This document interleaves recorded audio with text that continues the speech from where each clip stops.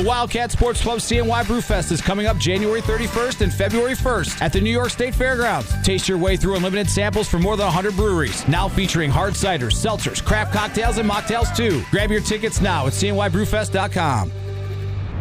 Tomorrow's Welcome to Newhouse Afternoon on ESPN Radio Syracuse. I'm Jackson Cowan, joined alongside by Samantha Barlow, Geraldine Pollia. Today we got pretty much all Syracuse sports covered for you. We have men's basketball. We're going to preview the men's lacrosse game coming up this weekend. Football schedule just dropped. Women's lacrosse we'll talk about a little bit. Little Super Bowl predictions coming later. And then our new segment, our special segment, Push My Buttons. We'll get a little more into that. But first off, our first show. How are you guys feeling? Geraldine, Sam, I'm excited to be here. How about you? Very excited to be here. First show. A little bit nervous, but excited. Yeah, I'm going to agree with Geraldine. I'm a little nervous, but I think it'll be fun. I think we got a good group, so I think it'll go well. Yeah, I hope so. First off, last night in the wee morning hours, 1 a.m. or so, maybe 1:15 by the time it all wrapped up, Syracuse lost to Stanford 70-61. And the big storyline really for the Orange was their lack of a start. They started very poorly. 25-2 run for Stanford. Just what are some of your initial thoughts? I know we'll kind of get into it, but your quick thoughts about the game last night. I mean, I was a little worried in the beginning. Like I said, it went like 11-ish minutes without any scoring, and they were getting trumped by Stanford. So it was nice to see Cuff kind of get that bucket in, and they came back. They were, 23 points down, and then they came back to within single digits. So that was very encouraging, but it's an 11 minutes. You can't start the game with it. Yeah, I think also on top of that, I think that's been a trend throughout the season. They tend to get off to a little bit of a slower start. And so I think if you've been watching Syracuse basketball all season, you were kind of anticipating that, especially against a team like Stanford who's going to come out swinging. So I think when you're doing something like that, you just have to expect it and just hope that the Orange can swing the momentum back in their favor and get it pushing. And I think they did, but it was just a little bit too late. Geraldine mentioned it, but I mean, it was only almost 9 minutes before the Orange got their first basket. And Coach Autry kind of talked about that post game. He said that the bench was really helpful and just crucial in helping the Orange finally get going in the first half.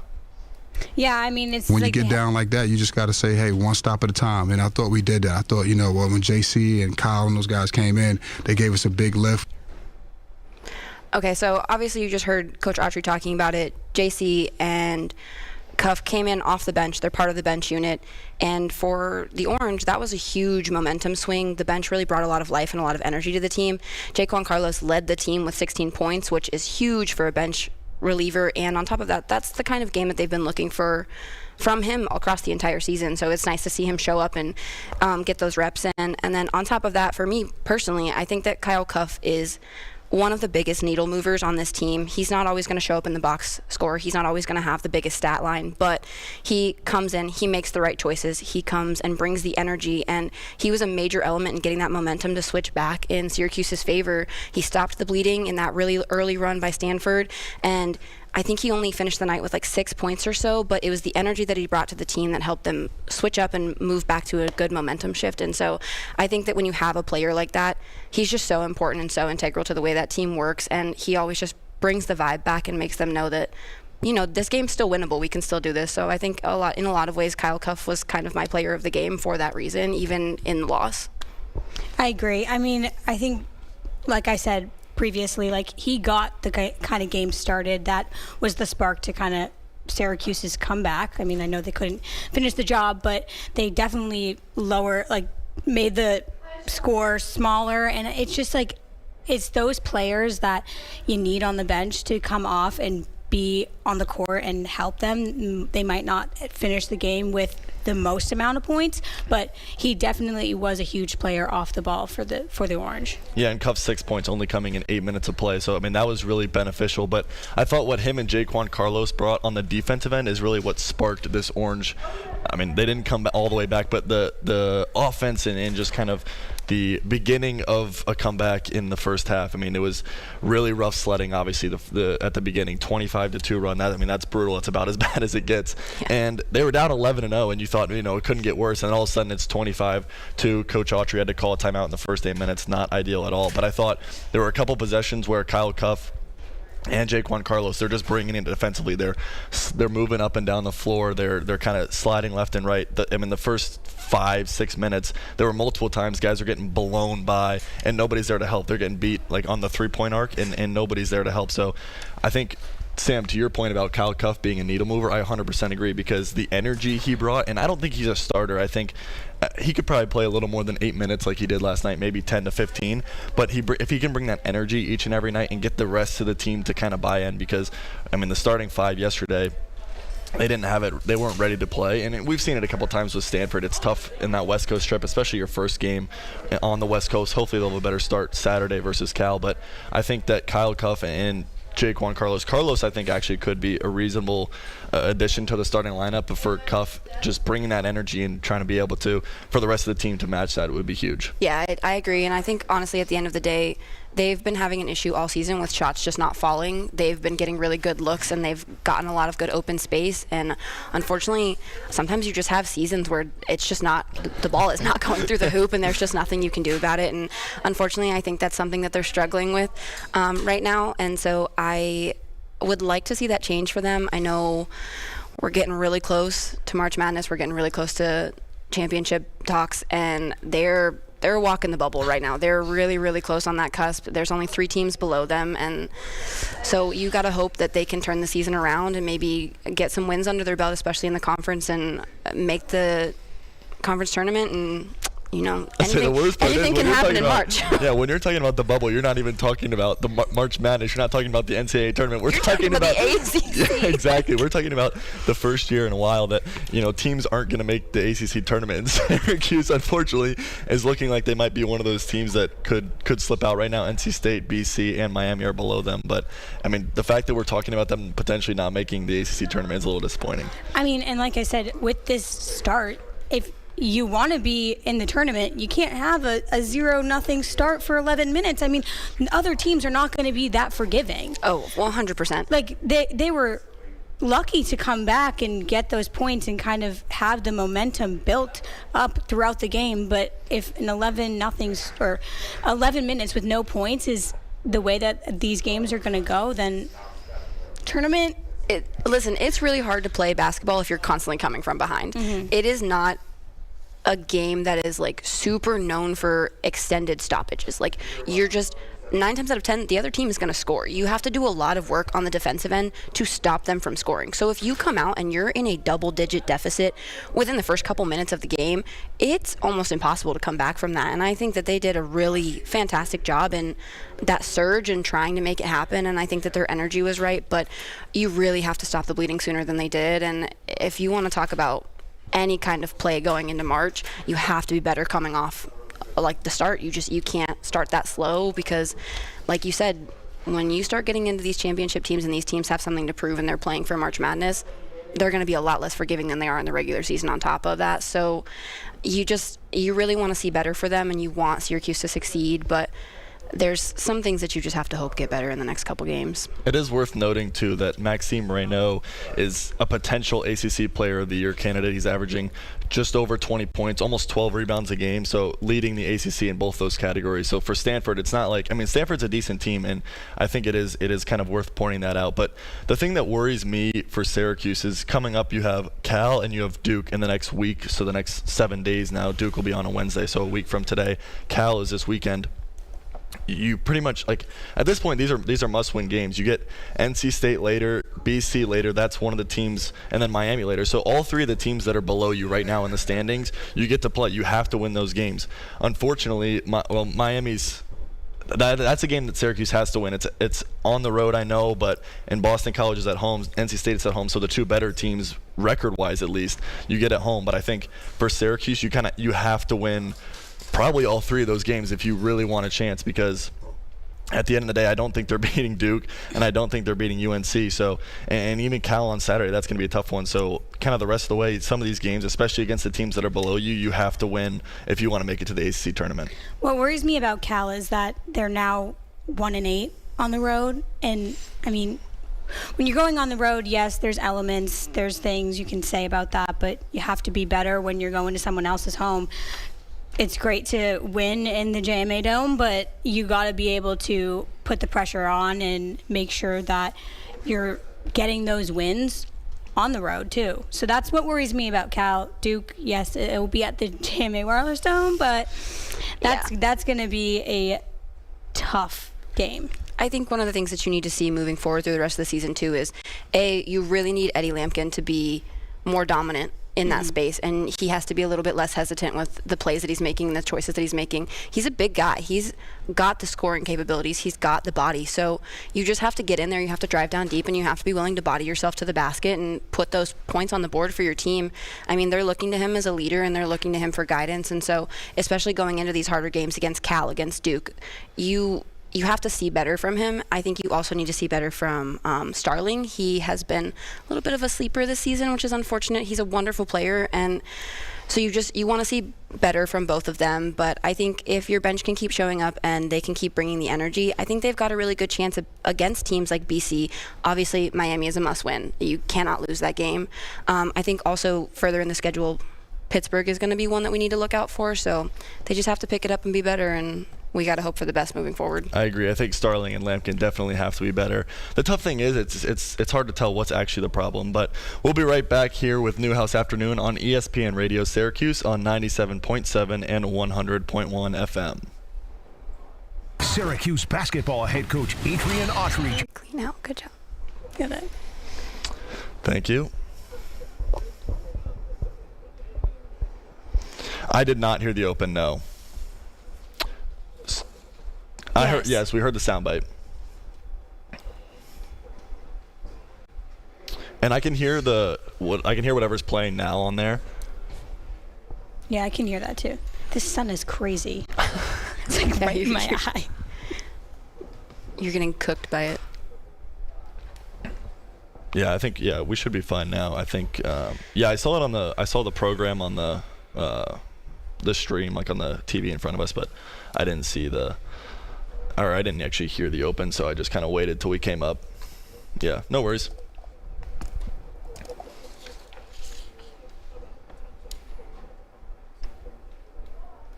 Okay, Perfect, thank you.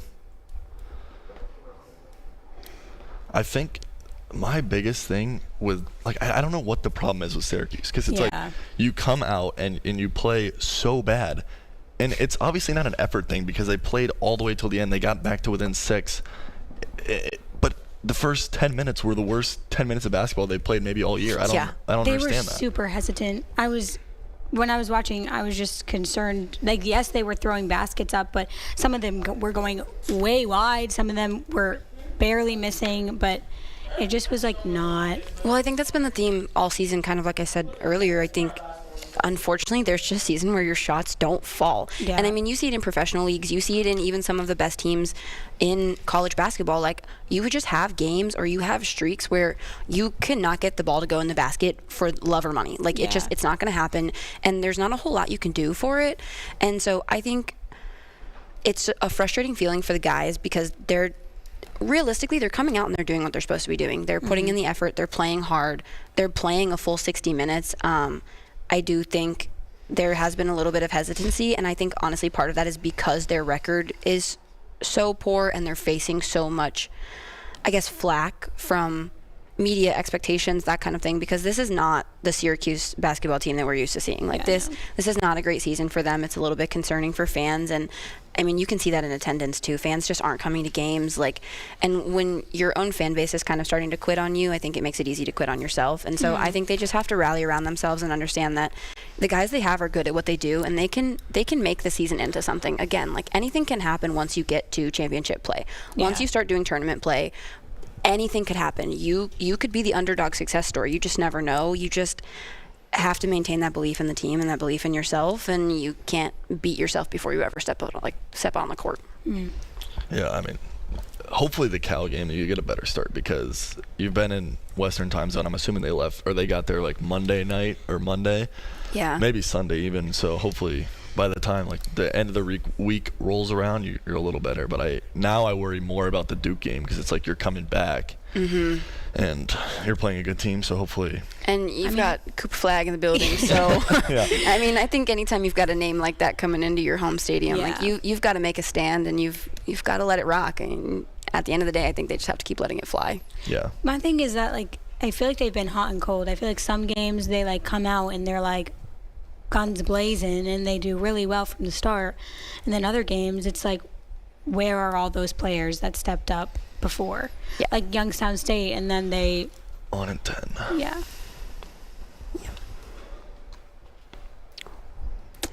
This is my segment, guys. Let's go. Welcome back. Oh, I got you. Sorry.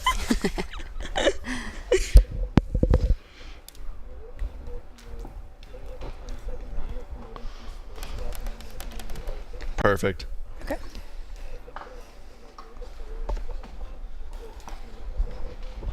Got it. Perfect.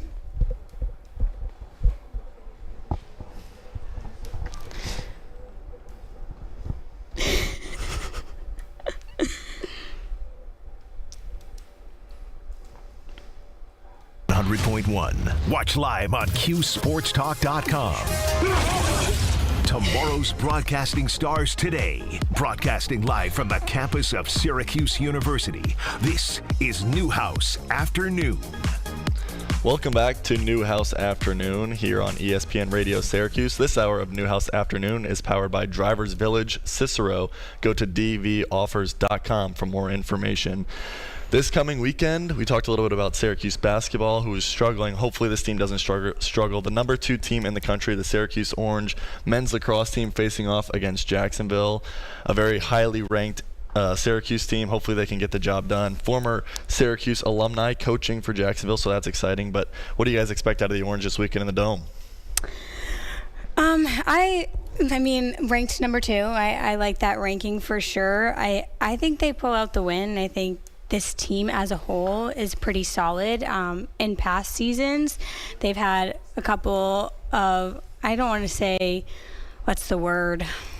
I guess shortcomings a little bit. Yes, like there we go. Not getting up to expectations where they want to be, probably. Yeah. But this season, I mean, they have a ton of returners. They have a lot of graduate students, leadership on the team. I mean, yes, there's going to be tough competition this season. We'll get into their schedule, but I think that they're going to be a pretty solid team all season long. Yeah, I agree. I mean, I think if you look at the talent that they've got sitting on this team right now, you have 5 players on the team that got named to Inside Lacrosse's top 50 starting the season. So you've got Joey Spallina, Michael Leo, Billy DeWan, Owen Hiltz, and Sam English.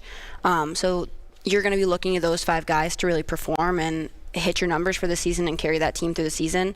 On that same note, you've got Caden Cole, who's returning as a second-year captain, and then Sam English, Billy DeWan, and Joey Spallina all got named as new captains this season. So speaking on leadership, you've got those 4 players who are going to be rallying that team and pushing them through what's going to be a very hard season. I mean, this ACC conference is no joke for lacrosse this season. It's going to be some very healthy competition. I think it's going to be a fantastic watch. And like you said, I mean, looking at the preseason rankings and the preseason numbers, they're coming in just behind Notre Dame, who is the defending champs. So that's going to be kind of nuts, kind of crazy. And you got to hope for the best there and just hope that they can show up and meet the expectations that have been set forth for them and that they perform a little bit better than they did last season and skip over some of those shortcomings. Yeah. Yeah, I mean, you said the conference is good at 4 teams in the top 8, dude. That's what ACC lacrosse is pretty much each and every year. And then UNC, the only team not in the top 8, they're still ranked in the top 20. I think they're 18 or 16, something like that. So a very tough schedule for Syracuse indeed. But they're kind of getting it kicked off with Jacksonville, a game that, in my opinion, it's not. I think Jacksonville is going to be a tough team, and it's the first game of the season. But one of the good things for Syracuse is you have your entire offense pretty much coming back. You have Owen Hiltz, you have Joey Spallina, Sam English, Finn Thompson. The list kind of keeps going on and on. So I think offensively, if they can get the ball, they should be in a good spot. They've all played together for a couple of years now. Joey Spallina obviously was the big recruit coming out of high school and things like that, wearing number 22, which is a huge deal here at Syracuse. And so I think for the offense, they're going to kind of continue to just keep doing what they're doing. They've played together for so long. You have Michael Leo there as well, a name that I didn't mention, but I think they've played together enough that they're really going to be able to just kind of know where each other are, and the offense really shouldn't shouldn't take any downfalls, I don't think, this season. I will say my only question mark with that is how they plan to run the offense with all of these returners. Like, is it going through Joey Spallina, or are they doing something different? Like, what will that look like? I mean, no one can really answer that until the season starts, so we'll see. And I mean, with Jacksonville, I think they're a pretty decent team, but they've always had one or two players that are kind of just, for lack of a better word, disruptors on the team. So, I mean, I think that if the offense is as solid as they can be, and with the returners they should be, Syracuse can pull out the win. But I mean, we have to see. That's my only question mark with that is, what will that look like? I think it's always fun coming into the first game of a season or the second game of a season, because you haven't gotten a chance to see what everybody else is capable of yet. Nobody's really played any games, so you don't have that tape to rely on. You don't have that, like, what's that season looking like for everybody else? So it makes it hard to kind of pivot your game plan. You have to make in-game adjustments, and I think that's going to be a really important thing for Syracuse coming into this game is you have to be willing to pivot. You have to be willing to make adjustments based on what you're seeing from Jacksonville. And, you know, like Jackson said, they've got an alumni coaching Jacksonville, so not that he would be familiar with this year's team for Syracuse, but he understands what the Orange is about, and so, you know, he might have a little bit of an inside quip against them, and so you really just have to be paying attention, and the boys have to be prepared to step up and make those plays and pivot off of each other and just hope that they're gelling really, really well and that play is coming together. And so I think that's the most exciting thing about anytime you're starting a season and getting to see first looks in first games or second games. And I think it's really helpful that they're going to be at home. So season opener at home, I think that's a beautiful, beautiful thing. We love playing in the dome. So I think it'll just be nice that they get to open it here, and hopefully it's going to be the start of a fantastic season. Yeah, I mean, that's why you come to Syracuse, right? You want to play in the dome, especially for lacrosse. Like football, everyone gets to kind of play in a cool stadium. Similar with basketball, you kind of there's a lot of different stadiums to go around, but in lacrosse, I mean, the dome it's almost a mecca, I would say. It's pretty one of the cooler places you can play, and being able to play indoors, especially in Syracuse, it might snow on Saturday. So fortunately for them, they don't have to worry about that too much. And this Jacksonville team, they're coming off. They lost in their conference championship. They play in the ASUN. They lost to Utah in their conference championship. So they almost made the tournament last year. And so they played Duke at the start of the year last year. They played Michigan at the start of the year, both losses. But the Michigan game seemed like they learned a lot from the Duke game, because that game they kind of got blown out, and then the Michigan game they only lost by 3. So I think Jacksonville now it's been a couple of years, and similar to last year, you're starting out with an ACC opponent, a really highly ranked ACC opponent. So that'll kind of help them, you know, gain another year of exposure. Last year, 2 tough teams to start the year. This year, they're starting with Syracuse. So I think that they're going to come ready to play. Look, they're going to come into the dome and be, you know, like you said, Geraldine, try to disrupt and really try to, I mean, obviously you want to win every game. So for them, I think they're going to want to come in and get an upset and really try to be ranked after this weekend. One thing that does worry me a little bit for the Orange right now is goaltending. Will Mark graduated. He was probably the Orange best player, in my opinion, on the defensive end last year. And through the first, you know, minus the last 2 games of the season against Duke, he was one of their best players, and he was so solid. So that brings up some question marks for me, but I think, Sam, you kind of mentioned all the names, some ACC preseason All-Americans, and just the names kind of go on and on for them Orange, and I'm really excited to see what they look like. But looking ahead at the rest of their schedule, goodness. Tough schedule indeed. Fortunately for the Orange, they start 3 games. They start with 3 games at the Dome. The biggest one of those is probably Towson. That's the only ranked opponent they play in the first 2 weeks of the season. So I think, but you know, looking down the schedule, is there kind of a matchup or a game that you guys are really interested in, because it's full of tough opponents this year and every year, but this year especially? See, I know that the season is just starting, but my worry and kind of where I'm looking at is the end of the season.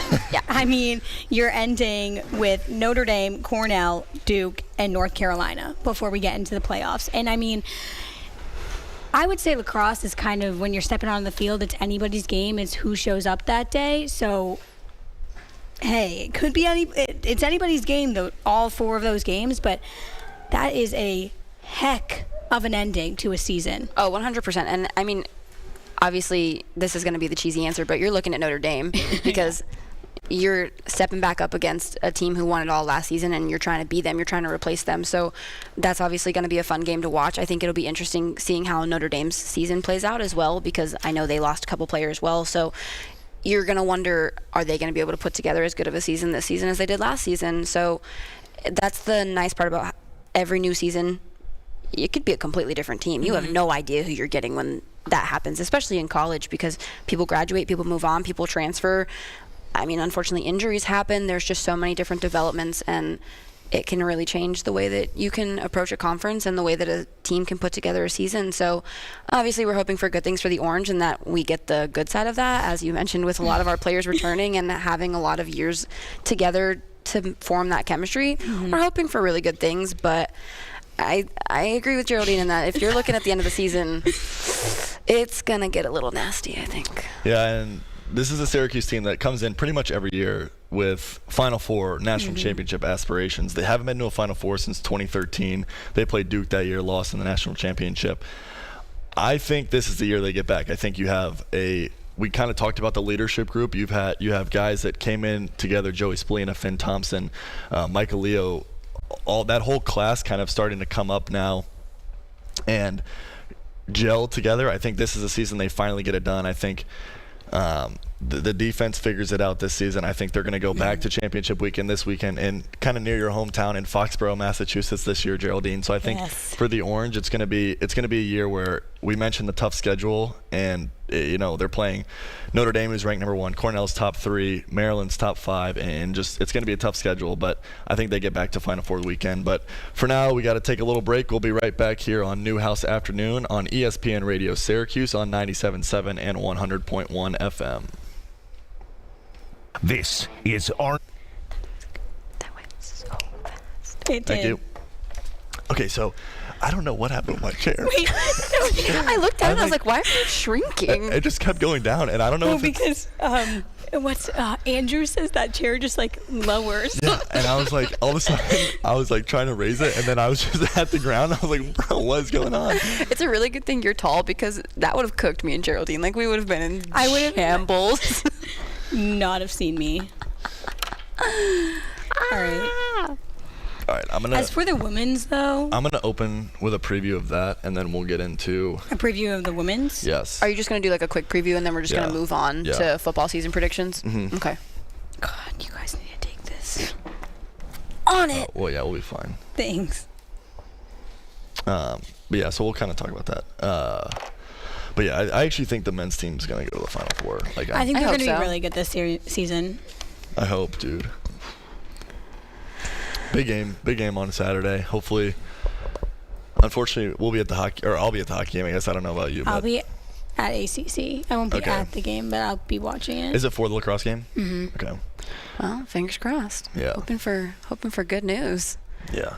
I feel like they almost have to come out and get that first win. I think it's really going to set the tone for the season. And Absolutely. I think if they don't get that first win, I think it's going to put a bad vibe on it to start, and that's just not the way you want to start the season, especially when you're looking at a schedule that looks like their schedule looks this season. The good thing is you get to bounce back, hopefully, against Vermont. Like, I think Jacksonville is the better of the two teams, and so you have that kind of bounce back. The problem is you have Vermont on a Friday, and then Monday you have Towson, so 2 weekday games, and then Saturday is Maryland, so you have 3 games in like 9 days basically, which is tough. Yeah. And then obviously finishing off with Maryland at Maryland is going to be tough, but I mean, like you said, if you lose to Jacksonville, that's tough, but the season's long enough and you have enough tough opponents that you're going to be fine. So yeah, I think the other thing too, you always have to hope for anytime you're walking into a season like this, especially when you've got anticipatory players, is you got to hope for not an injured season. Yeah. Like, that is the don't worst even part. say that. Well, it's something you have to be emotionally prepared for. I mean, it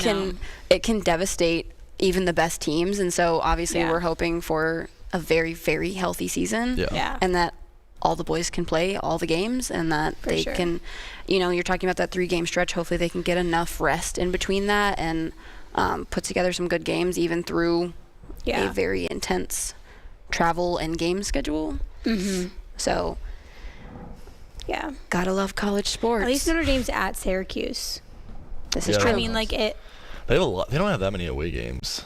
Duke's going to be at At Duke, Durham. yeah, they always play UNC or Duke on the road. And then Virginia. And North Carolina. Maybe Bill Belichick will be there. Okay, well, Bill Bill Belichick. We're going to get to that. Bill Belichick's coming to the Dome this year. He's coming to the Dome. What? Yeah. 2025. Oh, I forgot. Well, I said that too. I was like, what? It's wild. Not this school year, but this Maybe I'll calendar come year. back and I'll be like, hi, Bill. You coached my Patriots for like a while. My Patriots is crazy. Yeah. My Patriot, yeah. She's the only Patriots fan on this planet. Yeah, There's no other she actually Patriots owns the team, has a majority stake in it. I am a Kraft. Yeah, Mrs. Robert Kraft. I mean. Oh my God. Oh, goodness. Okay. Ow. Nice. Nailed it. I wonder. Perfect. We'll do a quick little schedule. Women's. Yeah, just a little quick schedule thing. Game you're looking forward to. We can mention that. One of you can mention the BC thing at the end, and then. You want to take that? I'll take it. Okay. I'll say For that's women's? Are they here for BC? Yeah. Perfect. Hey. Watch your favorite ESPN Syracuse sports talk shows on QSportsTalk.com. I already know. Tomorrow's broadcasting stars today.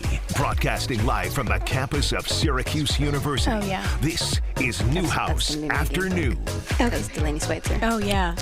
Welcome back to Newhouse Afternoon. I'm Jackson Cowan alongside Geraldine Paglia and Samantha Barlow. We were just kind of mentioning the Syracuse women's team. They don't start the season until next Friday on the 7th of January. They're going to open the season at the Dome as well, but they have a tough schedule as well. We kind of mentioned the men's schedule before the break, and then the women's schedule as well, not looking like a super fun schedule, if we're being honest. So is there a game in that schedule that you guys are kind of looking forward to? I mean, I'm looking forward to BC. I go down to the bottom of the schedules clearly for every single one of them. BC is their last game of the season. After their semifinals loss, I'm really looking forward to that rematch. For me, I'm going to go towards the middle of the schedule. I'm looking at Northwestern. Again, you've got this reigning champs, and Syracuse just lost their goalie, Delaney Schweitzer, to them. So I think that'll be a really interesting matchup, and it'll be interesting to see her in action, not wearing orange. So we'll see how that game goes. 100%. And the Orange open the season against Albany. That'll be February 7th at 1:30 at the Dome. And like you guys kind of mentioned, I think I'm looking forward to UNC just kind of round out their top 4 schedule. They play 3 of the top 4 ranked teams. The only one they don't play is Michigan this season. So tough schedule for the women's team as well. But we'll kind of talk more about that in 2 weeks after their first game happens. But a few days ago, the football schedule dropped, and we were kind of talking in the break about Geraldine, your former team's coach. He's coming to the Dome this year. Bill Belichick with UNC football. That's one of just the one of the many teams on this very difficult Syracuse football schedule. And I think we got to start at the start. Tennessee in Atlanta. It's in Mercedes-Benz. It's a neutral site game, but against a team that they just made the college football playoff. They lost to the eventual national champions in Ohio State. Nico Iamaleava is probably going to be one of the best quarterbacks in the country next year. So Tennessee to start the season, it's a tough one for the Orange. Yeah, I definitely think not just is it a tough start to the season, but they lost so many of their players that were very integral aspects of this team. And when you lose somewhere upwards of 5 of your core guys, you're basically coming into the season starting over. You've got a lot of guys on that team that are looking to prove themselves and to come out and really perform. And I think under Fran Brown, they have a really good opportunity to do that. And I think they can put together a really good season, but the schedule is not making it easy on them to do it. No, I mean, and then we go to their home opener against UConn. I mean, it's a better game, I would say, but it's still not an easy game to open their season with. Definitely not. Yeah. I mean, I think the good thing is if you're after Tennessee, you get UConn, very winnable, a non-Power 5 opponent. I think that's one that they can take home, and then you get Colgate right after that. pretty much has to be a win if the Orange really want to be anywhere close to, maybe 8 or 9 wins. I think that's probably on the high side, but I think it's still a possibility for this Orange team. You kind of talked about Coach Fran Brown, and I think he's established such a good culture here that I think that you're going to get immediate buy-in from everybody that's either transferring, recruits coming in. So I think that's one of the great things about this Orange team. But right after Colgate, week 4, you have your first ACC opponent. You go to Death Valley, play another team in Orange, Clemson, the ACC champs with Cade Klubnik. That one for me I think that one's going to be tough. I don't see a world where Syracuse starts the season any better than 2-2, and I think that's the biggest thing for me for this team this year is that you really start out with 2 very, very tough opponents. Yeah, I think on the season they're looking at going 6-6. I'd love to say it's going to be better than that, but again, you're kind of rebuilding a core that you just lost, and as good as Fran Brown is, you've got to see how everybody else shows up, and you've got to see how your guys show up. I mean, spring football is going to be really important to see who's developing and who's going to be able to take those spots. And, coming in and looking at the schedule, I think that there's a lot of teams that got better, and I'm hoping that we can say the same and that we can pick back up where we left off. But I really think they're going to end the season at a 6-6, maybe high ceiling 7-5. I'd like to say it's better, but I'm a little bit worried. See, I'm giving them a little bit more hope. I'm giving them 7-5. I think that for me, the big question mark is who's getting that quarterback spot after Kyle McCord leaves. I mean, that is the position that has, you have Fran Brown, like having the culture, getting these athletes buying in, but the quarterback is also who is leading the team on the field, who is making sure the men are stepping up and leading the team. So that's the spot that I'm worried about. Yeah, and you've got Kyle McCord leaving some big shoes to fill, so we're just going to hope for the best and hope they can put together a good team and that they can show up come fall. Yeah, it seems like it'll be Ricky Collins, the LSU transfer, but he also loses Jackson Meeks, he loses Aronde Gadsden on the offense, loses LaQuinn Allen, so you said big shoes to fill. Yeah, Kyle McCord had one of the best seasons that Syracuse has ever seen, especially in the passing game. And I also think it's worth noting that the offensive coordinator, Jeff Nixon, apparently there's some rumors he was getting looks at from the Houston Texans. So losing him, that would be a big struggle as well. But I think another kind of game I wanted to bring up was the UNC game, because we talked so much about the Dome really so far in this show with the women's team and the men's lacrosse team, both of those teams. But the UNC is coming to the Dome on a Friday night. Yeah. It's Halloween. Spooky season. It's spooky season, like you said. But I do wonder to what extent there's, if you're a family and you have 2 kids who are 7 and 10 or something, let's say, what are the chances you're taking your kid trick or treating versus the Syracuse football game that's supposed to happen? And maybe it's a possibility where they can get like an earlier game, but it's also a Friday, so I don't really know what that's going to look like. But maybe somehow they finagle an afternoon game. But I think that that game, I'm worried that the Dome might not have that many people there. At that point, you theme it out and everybody just comes in costume. That's what you're going for at that point. Everybody show up. Maybe they do a contest who has the best costume in the stands. You just have to hope that the fans want to show up, and I think after this past season, they're going to want to. It was a good season, and they're going to want to show out and see what they can do this season moving forward. So, October 31st is going to be an interesting day in the Dome. I will say North Carolina hasn't come to the Dome since 2018. And Bill Belichick is the head coach now. That's very true. There are some elements that maybe these parents are not taking their kids trick-or-treating and taking them to the Dome. Maybe they'll trick-or-treat there. Yeah. Yeah, have all the ushers give out candy as you're going down. Everyone's got if you just bring a bag of candy, you can get in for free to give out to the kids and everything that show up. So perfect. Another one in the Dome this weekend. We don't have to wait all the way till October to see this team in the Dome. The Syracuse women's basketball team, they face off against Virginia on the 2nd. That's Sunday at noon. The women's team, I think there's a possibility that they've maybe turned a little bit of a corner, right? NC State, in a game where there weren't a ton of people at the game, but Syracuse showed up. They really fought hard, and they were leading the Wolfpack at halftime. A good Wolfpack team. They're ranked 17th in the country now, and I think that they kind of found something. Georgia Woolley was out. She was sick the game before against Boston College. They got trounced. But after that, and then they got the win against Clemson on Sunday, I think that they're maybe turning a corner. I think the last 2 efforts have been better from the Orange. Yeah, I mean, in that BC game, Sophia Burrows really stepped up, and also Dominique Camp, and I think that's kind of, well, it was unfortunate that Georgia Woolley had to miss it. I think that gave the confidence in other players to kind of step up, and when Georgia Woolley returned, I think they've definitely are starting to find their gel, and I'm kind of liking that it's at the end of the season. I mean, the push and making sure that they're winning these games, and after the Clemson game, Coach Jack gave the hard hat to the whole entire team, which is really cool. So I'm liking how it's looking now for the Orange, for the women's. I mean, the last time they saw UVA was last year, February. They won that game 85-79, and historically they tend to body UVA. So hopefully now that they're turning that corner and they're putting together a better season, we can continue that streak of being the winners when we come out against UVA. So we'll see what happens in the Dome, but hopefully they can put together a good game, and hopefully Georgia Woolley can continue to show up and be that playmaker for this team and really put together some good points.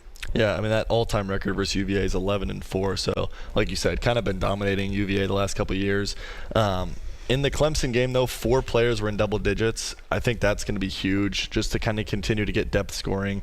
It can't be Georgia Woolley all day, every day. So for the Orange, just kind of continuing to get, some other scoring here and there. Isabel Verajao, Kira Wood, seeing if they can kind of continue to develop just as the season goes. They both also had double-digit rebounds. And so for the Orange, you said Coach Jack gave out the team or the player of the game helmet to everybody.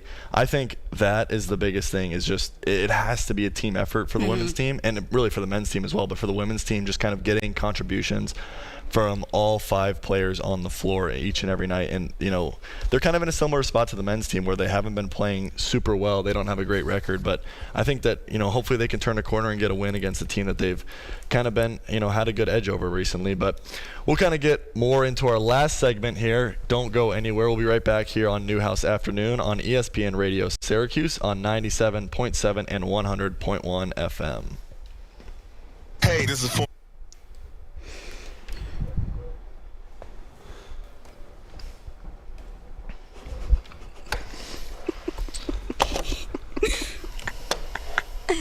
Here they are. Oh my god. This is crazy. I'm so in love with this. Let's go props.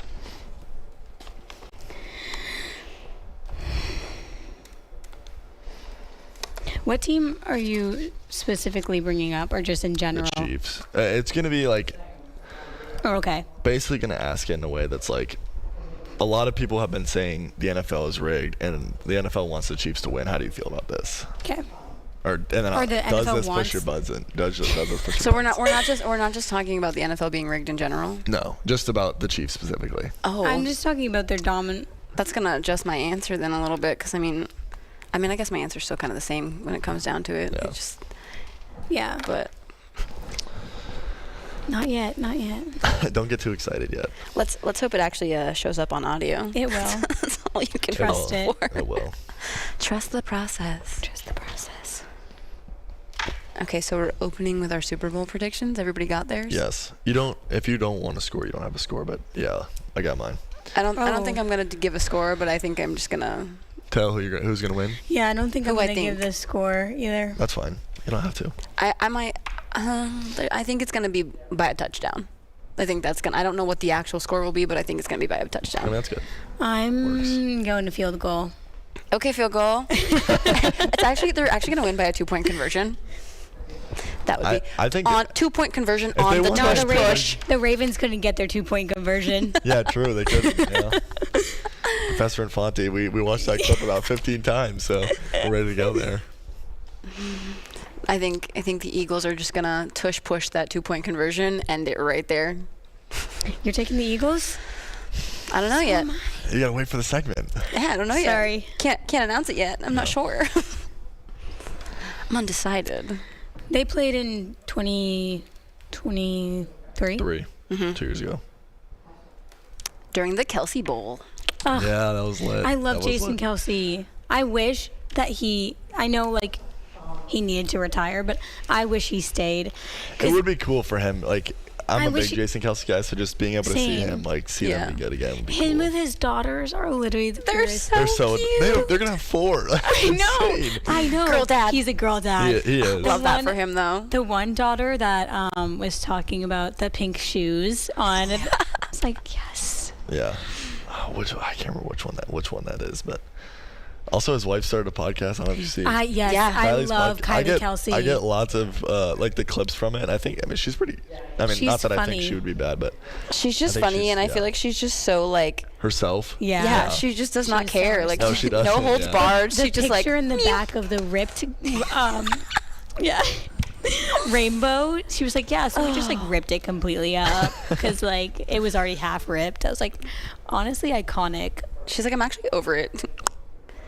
I like the fact that she started the podcast because she was just like, well, if everybody's going to be talking about me anyways, I might as well be the one to tell you what's going on. Okay, queen. She was also a field hockey player in her undergrad, so. Wow. Where'd she go? There's that loyalty. I don't know. I just know she's a huge Eagles fan and won't wear anything that's not Eagles. I love that. And I love that for her. She's in the Kansas City box, Tinder? just They met on Tinder. Yeah. Jason Kelce. I can't even imagine. I would think it's fake. right? I mean, apparently she didn't really know, football. Or not that she didn't know football, but I guess she didn't know who he was. I don't know. Listen. I think she didn't believe it. I think she knew who he was, but was like that can't be right. Yeah. Ow. Gotcha. Thank you. I just think she was like, this isn't real, and then also apparently he fell asleep at the bar their first day. He did. That sounds very Jason Kelce of him. If that happened to me, I'd be like, we're good.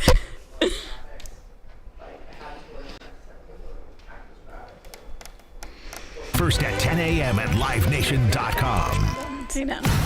ESPN 97.7 and 100.1. Watch live on QSportsTalk.com. Tomorrow's broadcasting stars today. Broadcasting live from the campus of Syracuse University. This is Newhouse Afternoon. Welcome back to Newhouse Afternoon. Our final segment is Push My Buttons. That's coming up in just a moment. Before we get there, though, we got to talk about the Super Bowl. It's coming up about a week and a half, Sunday, February 9th at 6:30. A rematch of the 2023 Super Bowl, the Chiefs and the Eagles. Who you guys got? Any predictions? Any hot takes, maybe? I'm taking the Eagles by a field goal. I think the rematch, they have something to prove. They want this win. So I know the Chiefs are a dominant team right now, but I think the Eagles can pull it out. It's going to be close, but I think the Eagles can pull it out. Yeah, I'm going to agree with Geraldine. I think that the combination of Jalen Hurts and Saquon Barkley is going to be intense on the Chiefs offense. And I think as cool as seeing somebody three-peat would be, I just think that the Eagles are coming for blood, and I think that they're going to really shake it up in the Super Bowl. So for me, I think it's going to be decided by a touchdown. But I don't know. We'll have to see how both teams perform when game time shows. I'm sorry to the city of brotherly love, but until Kansas City shows me something that tells me they're going to lose, I got the Chiefs. I think the Chiefs are going to win by a field goal. I mean, as they kind of have all year and all playoffs, they just find a way to get it done each and every week, and I think that's what's going to happen again. I think we're going to see history. But for our last segment, it's Push My Buttons. Each week, one of us is going to bring a controversial topic to the other two. They're going to kind of give their opinions on the topic, and the way it works is if it pushes your buttons, if it makes you mad, you're going to push the button, and you'll kind of get to talk about it for a minute or so. We'll kind of discuss our thoughts. And this week, I think it's very fitting, given that we just talked about the Super Bowl, and with everything that happened last week, I know some Buffalo fans are probably not super happy with the result, but I think the question has to be asked, and a lot of people are saying it, is that does the NFL actually want the Chiefs to win? Are they trying? Is it in their best interest? Are they actually trying to help the Chiefs win? And does this whole situation of people being mad over it push your buttons? So here's my thing. Do I think the NFL is rigging it so that the Chiefs win? Do I think it's in their best interest? No. I mean, I think it was kind of proven when the Patriots were at their height that having a team that dominates the league isn't really great for fan engagement. People get sick of it. People don't really want to watch the Super Bowl because it's the Chiefs again. I think it affects the way that people view these games. So do I think it's in the NFL's best interest? No, not really. But I think anytime you have a team that's dominant or even a player themselves that's dominant, everybody is going to be saying that they're getting a soft whistle. Everybody is going to be saying that they're getting the benefits of the calls. I think anytime you have a third-party person who is not on the teams playing the game in a position where they can kind of decide things just on a bad call or because of misread or whatever the case might be, I think it's going to naturally be frustrating. I mean, at the end of the day, referees are human.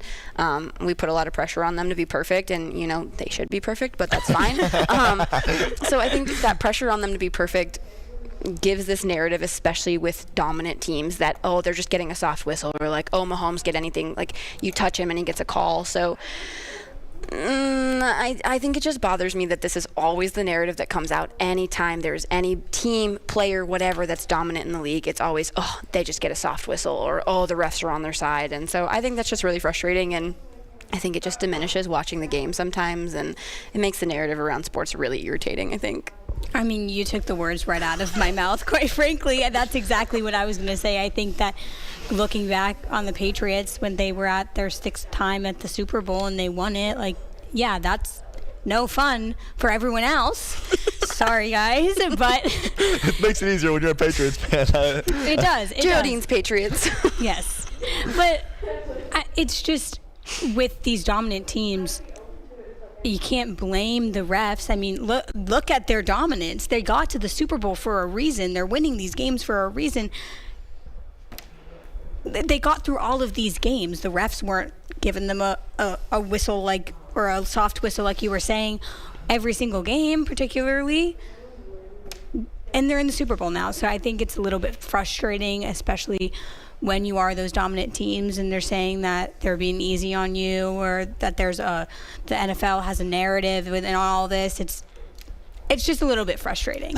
I mean, I think speaking of narratives, the whole theory about like the Super Bowl logo always predicting who's going to be in the bowl, I think it's interesting to see like when it kind of works out, but I also think it's just a lot of silly fan talk, and it's a way to cope when your team doesn't make it, because I mean, it sucks. Like, you watched the Detroit Lions make this incredible season. You watched the Washington Commanders put together this incredible season just to lose when it came time and not make it as far as you would have wanted them to. So when you're part of that fandom, or when you're somebody who roots for an underdog, it's hard to watch, and it's unfortunate. And so yeah, it's frustrating to have to watch dominance resurge through the league, and we have another Patriots dynasty in the Chiefs. Like, it's hard when that becomes the case, because you kind of feel like you're watching the same thing every year, but you can't fault a team for being good. I mean, you've got a good core. You've got Andy Reid, like, running this ship, and he's one of the best coaches in the league. So, sorry, but if they're putting together a good season, they're putting together a good season, and they're back in the bowl. So